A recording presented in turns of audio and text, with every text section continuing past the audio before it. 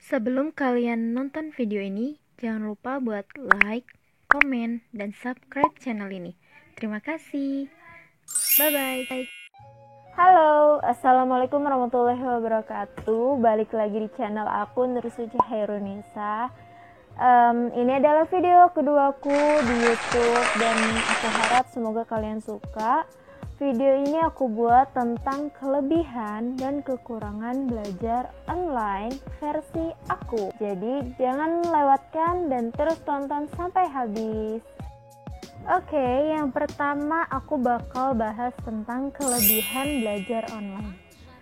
Menurut kalian apa sih kelebihan versi kalian? Bisa kalian komen di bawah. Kalau sekarang aku mau bahas kelebihan belajar online versi aku. Yang pertama yaitu hemat. Hematnya adalah ada hemat uang jajan, hemat waktu, dan hemat perjalanan. Kalian bayangin gak sih, selama kalian belajar online, kalian tuh gak dapet uang saku dari orang tua. Kalau aku kebayang dan emang kurasa sekarang. Terus ada waktu, jadi dengan belajar online, waktu istirahat kita tuh jauh lebih panjang dibandingkan hari-hari biasanya. Kalau hari-hari biasanya tuh kayak full time gitu buat belajar dari jam 8 pagi sampai jam 3 sore. Tapi kalau untuk belajar online ini, aku bisa memanage waktu buat belajar dengan guru ataupun dosenku dengan waktu kayak yang satu mata kuliah atau satu mata pelajaran itu sekitar 15 menit, bahkan paling lama itu 1 jam. Itu pun jarang yang belajar yang tatap muka, lebih banyak tugas.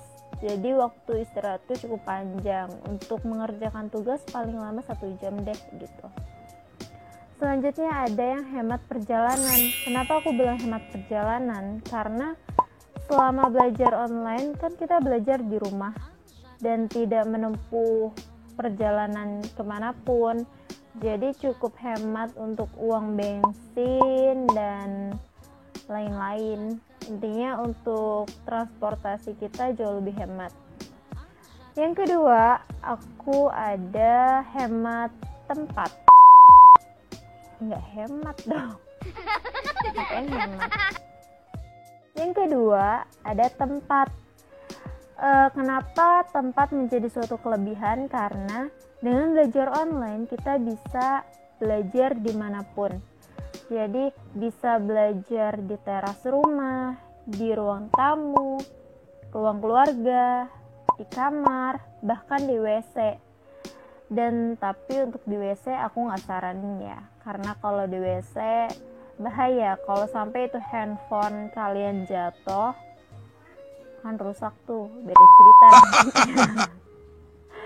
Jadi kenapa tempat itu jadi suatu kelebihan ya, karena itu kita bisa belajar dimanapun dan dengan gaya kita yang seperti apapun itu tidak akan terlihat gitu kan, kecuali kalian belajar melalui aplikasi yang tatap muka atau seperti video gitu ya. Oke, selanjutnya kelebihan yang ketiga, yaitu kelebihan yang ketiga adalah materi belajar yang lengkap. Kenapa aku bilang itu? Karena selama kita belajar online, pastinya guru atau dosen atau pengajar setiap memberikan tugas, mereka pasti memberikan materi dulu dong. Ya walaupun gak semua guru atau pengajar itu memberikan itu, tapi setidaknya setiap kita belajar kan kita perlu yang namanya searching dan lain-lain, dan data-datanya itu bisa kita simpan sebagai arsip untuk kita belajar di akhir semester nanti saat kita ujian dan lain-lain. Yang keempat, ada juga kita bisa kumpul dengan keluarga. Kenapa aku bilang itu jadi suatu kelebihan? Karena banyak di luar sana, bahkan aku pribadi pun jarang kumpul sama keluarga karena sekolahnya jauh gitu. Jadi ini menjadi kelebihan yang sangat luar biasa buat aku. Ada suara adek, sorry, maaf. Kalau misalnya di rumah itu tuh selalu ada suara anak-anak kecil. Yang kelima yaitu Oke, jadi yang kelima itu ada kelebihan untuk mengurangi stres. Kenapa? Karena saat kita belajar online itu benar-benar kita tuh stres kita yang biasa kita alami saat kita belajar seperti biasanya di kelas itu bisa mengurang. Karena kita lebih enjoy saat belajar dan kita nggak terlalu berpikir akan terjadi hal-hal yang tidak diinginkan gitu. Jadi kita belajar lebih enjoy, lebih fresh dan lebih enak saat kita belajar online di rumah. Itu sudah pasti. Jadi kurang lebih itu adalah ada 5 kelebihan yang aku punya selama aku ada di rumah aja. Dan selanjutnya aku bakal masuk ke topik berikutnya, yaitu kekurangan belajar online versi aku. Oke. Untuk di kekurangannya, yang paling pertama adalah malas. Kenapa malas menjadi suatu kekurangan yang paling besar menurutku?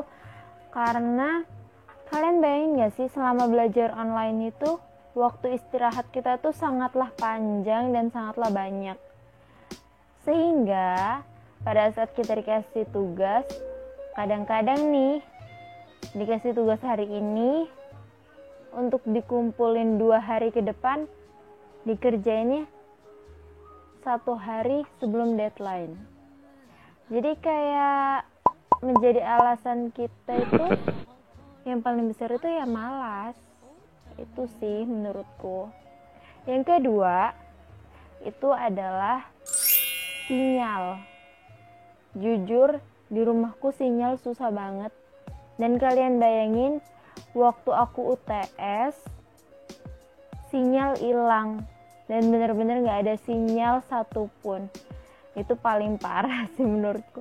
Aku sampai keluar rumah buat nyari sinyal. Oke, sinyal itu adalah masalah terbesar untuk belajar online, karena tanpa sinyal kita gak bisa ikut belajar. Yang ketiga, ada kekurangan gangguan notifikasi. Kenapa aku bilang gangguan notifikasi itu menjadi suatu kekurangan?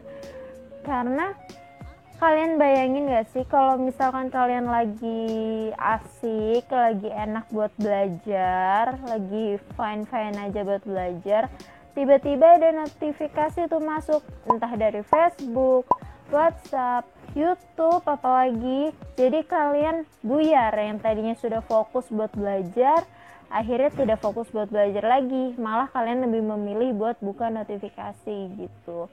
Itu yang paling sering terjadi, nggak cuma sama orang di luar sana, mungkin aku pribadi pun sering sangat terjadi itu. Terus yang keempat itu ada kekurangan kita lagi pada apa ya, boros sih lebih tepatnya. Karena kan gimana ya, yang aku bilang tadi, di kelebihan kita ada yang namanya hemat, tapi hematnya hemat uang jajan. Ya artinya ketika kita belajar online itu menjadi hal yang boros, karena kita belajar online kan harus ngeluarin kuota, terus kita belinya pakai apa kalau kita nggak dikasih uang jajan? Betul nggak? Betul. Jadi karena itu sih menurutku jadi terlihat sangat boros menurutku. Oke, sekian kekurangan yang aku punya. Kurang lebihnya ya bisa kalian tambahin sendiri. Kalian bisa komen di bawah kalau kalian punya kekurangan yang berbeda dengan aku. Kalau buat aku, kekurangan yang 4 tadi adalah kekurangan yang paling besar yang dirasakan. Oke, kurang lebihnya itu kelebihan dan kekurangan versi aku. Jadi jangan lupa untuk ditonton terus video-video aku. Semoga kalian suka. Dan yang terakhir, semoga itu semua bermanfaat untuk kita semua. Terima kasih. Wassalamualaikum warahmatullahi wabarakatuh. Bye-bye.